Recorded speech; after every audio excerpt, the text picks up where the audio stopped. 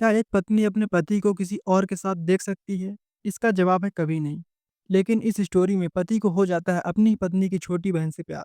कहानी की शुरुआत में हमें कविता नाम की लड़की दिखाई जाती है। बाहर बहुत तेज बारिश हो रही थी। वह अपनी खिड़की के बाहर गीले पेड़ पौधों को देख रही थी। यहाँ से सीन शिफ्ट होता है और हम देखते हैं कि कविता रेलवे स्टेशन पर अकेली बैठी है। उसे देखकर लग रहा है वह घर छोड़कर आ गई है। थोड़ी देर बाद एक ट्रेन आती है और फिर सीन यहाँ से चेंज होता है।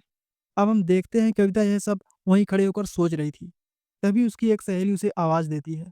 कविता के घर पर एक पार्टी हो रही थी, जहाँ कविता और उसके पति बिक्की और उसके दोस्त आए हुए थे।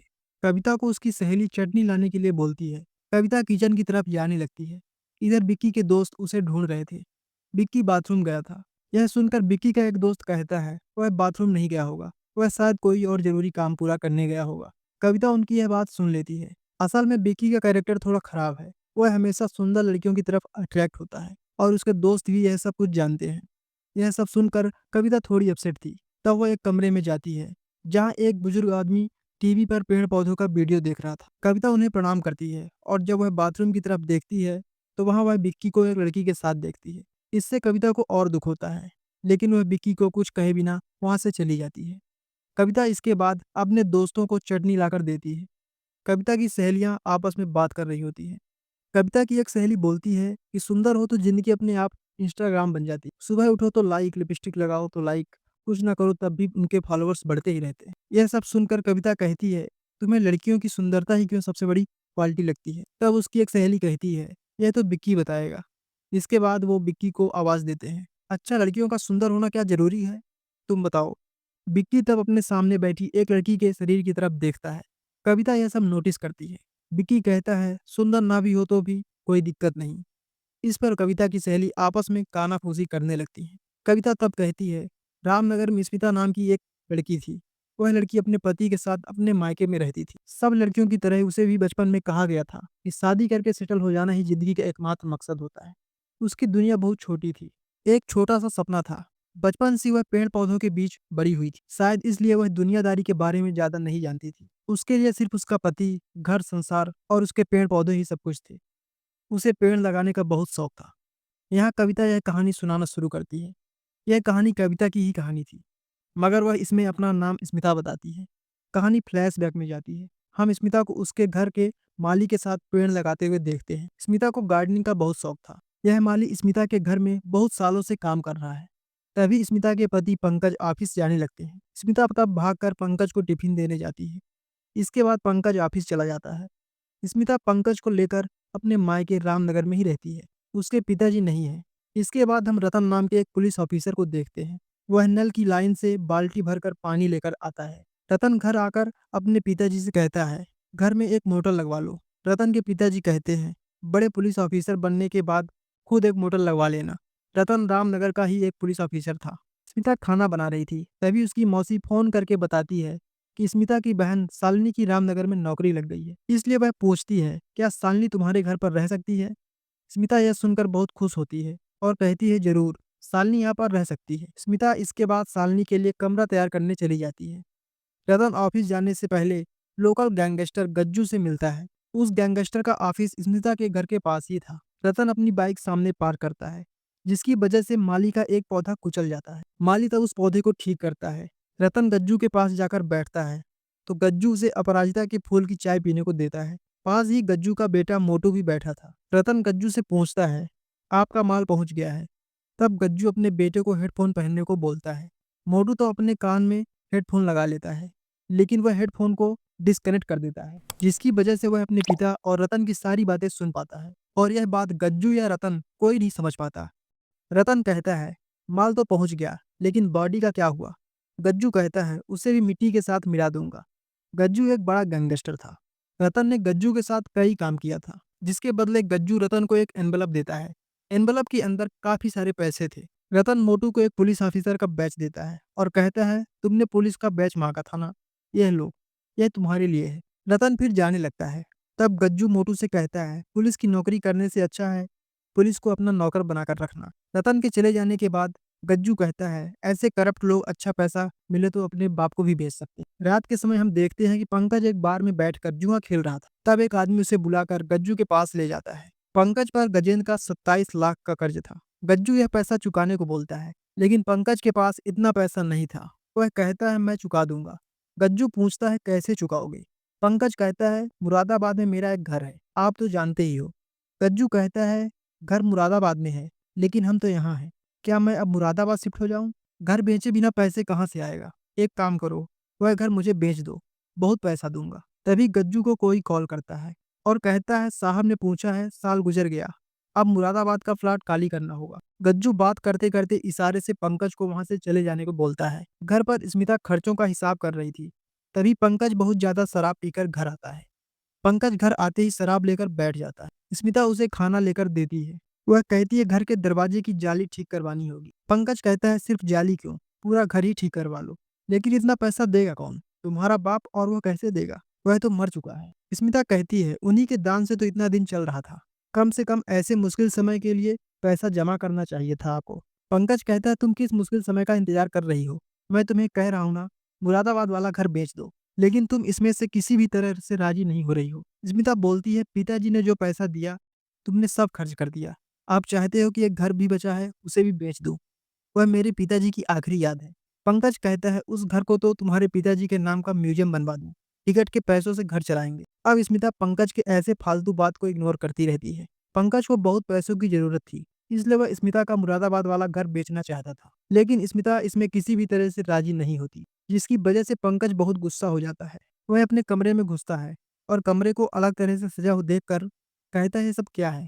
स्मिता कहती है शालिनी आ रही है, उसकी यहाँ नौकरी लगी है, इसलिए वह यहीं पर रहेगी। पंकज कहता है वाह, तो बाहर बोर्ड लगवा दे कि यहाँ तुम्हारा गेस्ट हाउस है। तुम उसे यहाँ कमरा क्यों दे रही हो? उसे ऊपर वाला कमरा दो। स्मिता उसमें भी राजी हो जाती है। स्मिता इसके बाद ऊपर वाला कमरा साफ करने जाती है। वहाँ स्मिता के बहुत सारे सर्टिफिकेट्स और कप्स रखे हुए थे जो उसने स्कूल में जीते थे। स्मिता उन्हें एक जगह पर संभाल कर रख देती है। रात को सोते समय भी पंकज स्मिता को उस घर को बेचने के बारे में सोचने को बोलता है। अब अगली रात को पंकज ना चाहते हुए भी शालिनी को लेने के लिए रेलवे स्टेशन आता है। वहां शालिनी को देखकर पंकज को काफी अच्छा लगता है। वह शालिनी को अपने घर लाता है। शालिनी को देखकर स्मिता भी बहुत खुश होती है। स्मिता और शालिनी का रिश्ता बहुत अच्छा था। स्मिता शालिनी को लेकर ऊपर वाले कमरे की तरफ जाने लगती है। तभी पंकज उसे उनका ही कमरा शालिनी को देने को बोलता है। स्मिता भी इसमें राजी हो जाती है।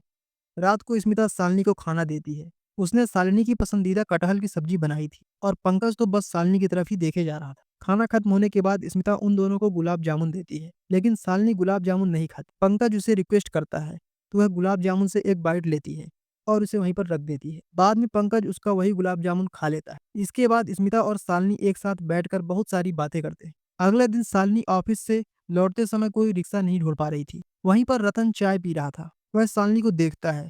रतन अपनी बाइक लेकर शालिनी के पास आता है। कहता है क्या हुआ, कोई दिक्कत है?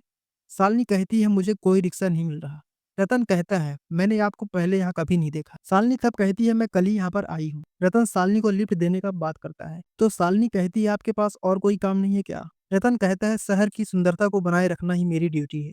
शालिनी उससे इंप्रेस हो जाती है और उसकी बाइक पर बैठ जाती है। बाइक पर बैठते हुए एक दूसरे से परिचय करते हैं। रतन को शालिनी पहले ही नजर में अच्छी लग गई थी, इसलिए वह शालिनी के साथ फ्लर्ट भी करता है और शालिनी भी मजे लेती है। इसके बाद रतन शालिनी को उसके घर के सामने उतार देता है। रतन तब शालिनी से उसका फोन नंबर मांगता है और वह उसे नंबर दे भी देती है। स्मिता देखती है कि कोई उसे घर पर छोड़कर गया है। अगले दिन स्मिता अपने बगीचे से टमाटर तोड़ रही थी। शालिनी भी वहीं पर बैठी थी तो स्मिता शालिनी से पूछती है घर पर तुम्हारी शादी की बात नहीं होती? यह सुनकर शालिनी चुप हो जाती है। स्मिता तब कहती है अरे अरेंज मैरिज नहीं करना चाहती। तो बॉयफ्रेंड है क्या तुम्हारा? शालिनी तब उदास होकर कहती है हाँ। स्मिता कहती है तो क्या हो गया? शालिनी कहती है मेरा बॉयफ्रेंड तो अपनी पत्नी के पास वापस लौट गया। यह सुनकर स्मिता वापस अपनी सब्जियां तोड़ने लगती। इसके बाद पंकज शालिनी को ऑफिस छोड़ने जाता है। रास्ते में पंकज दिलदार टिक्की नाम की एक दुकान दिखाता है और कहता है इस दुकान पर हार्ट शेप की टिक्की मिलती है। पंकज शालिनी को टिक्की खाने का ऑफर देता है। इसके बाद पंकज शालिनी को आसपास सब कुछ दिखाना शुरू कर देता है। शाम को पंकज शालिनी को दिलदार टिक्की में टिक्की खिलाने लाता है। शालिनी के मुंह पर गर्म लगने पर पंकज उसके मुंह पर फूंक मारता है।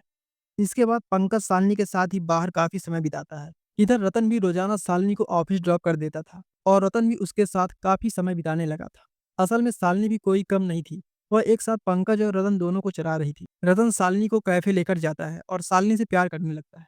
शालिनी घर के बाहर रतन के साथ समय बिताती थी और घर लौटने के बाद पंकज के साथ घूमने निकलती थी। धीरे धीरे पंकज और शालिनी बहुत ज्यादा क्लोज आ जाते हैं, यहाँ तक कि शालिनी पंकज के साथ एक होटल रूम में भी समय बिताती है और इस सब के बारे में स्मिता को कुछ भी पता नहीं होता। फिर एक दिन पंकज शालिनी को लेकर एक शॉपिंग मॉल जाता है। वहां से वह शालिनी को 25,000 की एक ड्रेस खरीद कर देता है। शालिनी पंकज से कहती है स्मिता दीदी के लिए भी कुछ ले लीजिए। अब वह पंकज को 250 की एक साड़ी दिखाकर स्मिता के लिए ले जाने को बोलती है और पंकज इसमें राजी हो जाता है। पंकज बिल भर रहा था तभी रतन शालिनी को कॉल करता है। शालिनी एक अलग जगह पर जाकर रतन को फोन उठाती है। रतन के बारे में पंकज को कुछ भी नहीं पता होता। रतन शालिनी से कहता है आप कैसी हो, 2 दिन हो गए, कोई कॉल कोई खबर नहीं। मैंने तो सोचा आपके लिए मिसिंग कंप्लेंट फाइल करनी पड़ेगी।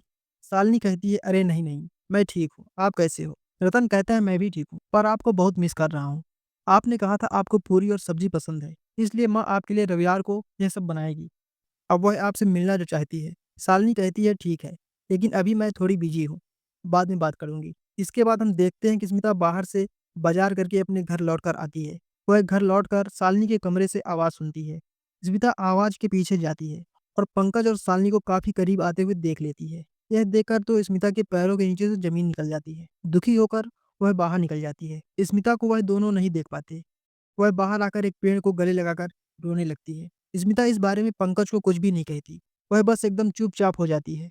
स्मिता और पंकज की शादी की सालगिरह पर केक काटने के दौरान पंकज ने स्मिता को नजरअंदाज किया और सबके सामने शालिनी को ही केक खिलाने में बिजी रहा।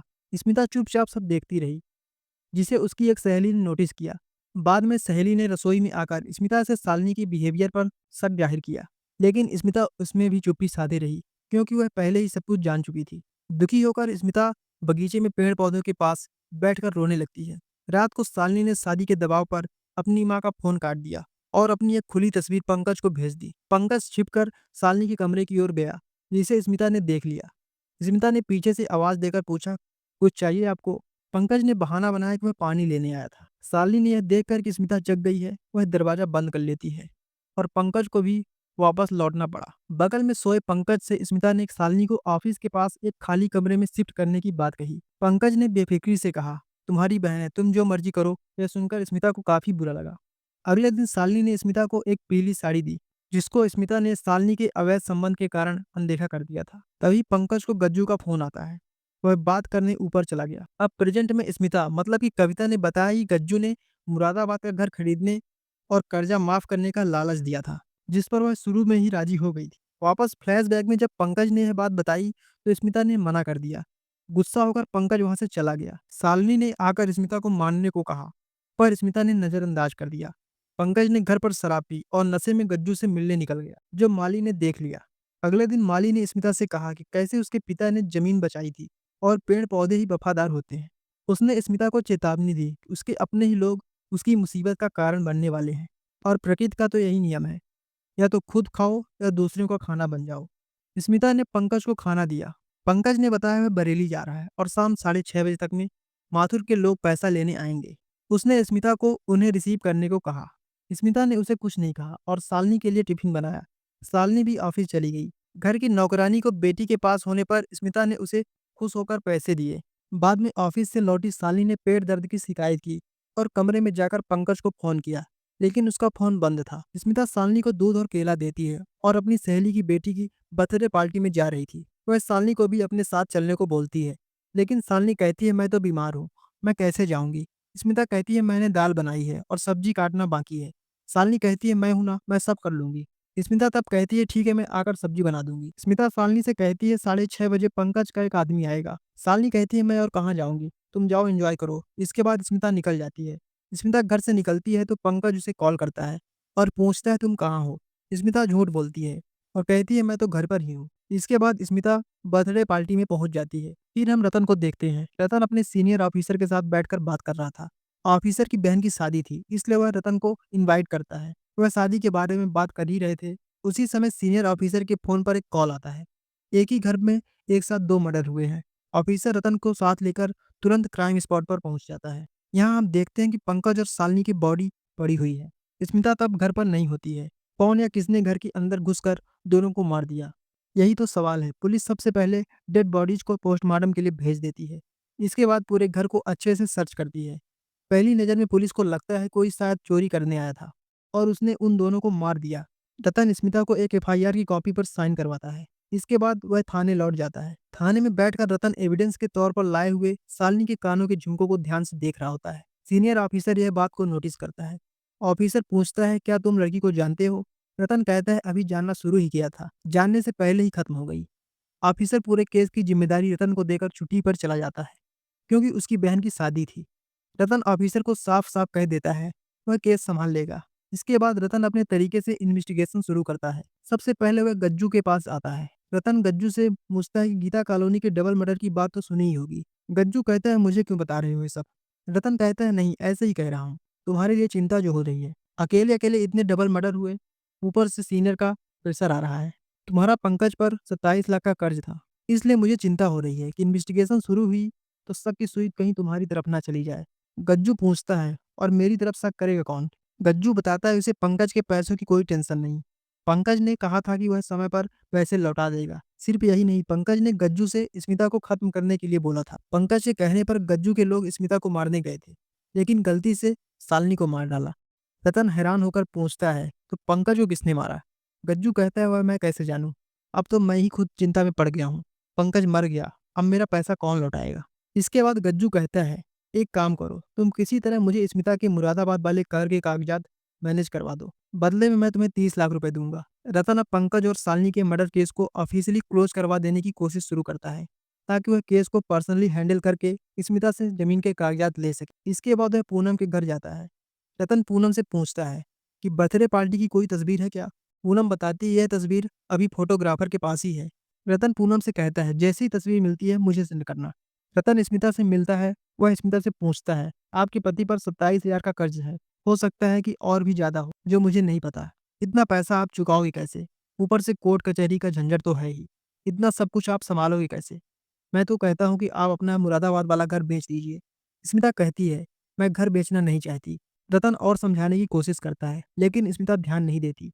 तब रतन निराश होकर घर लौट आता है। अगले दिन रतन के पास पार्टी की तस्वीरें पहुंच जाती हैं। रतन स्मिता की तस्वीरें को बहुत ध्यान से देख रहा होता है। कुछ तस्वीरों में रतन को थोड़ी गड़बड़ी मिलती है, इसलिए रतन फिर से इन्वेस्टिगेशन शुरू करता है।